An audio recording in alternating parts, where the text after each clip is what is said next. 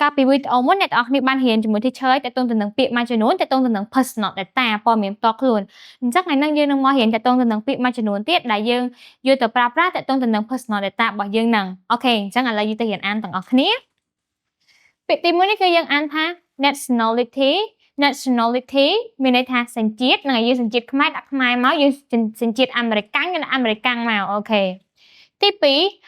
identity card អត្តសញ្ញាណប័ណ្ណ Number 3 driving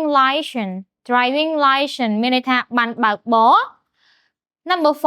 4 marital status ស្ថានភាពអាពាហ៍ពិពាហ៍យើង single ដាក់ single យើងរៀបការដាក់រៀបការមកអូខេ Number 5 phone number លេខទូរស័ព្ទ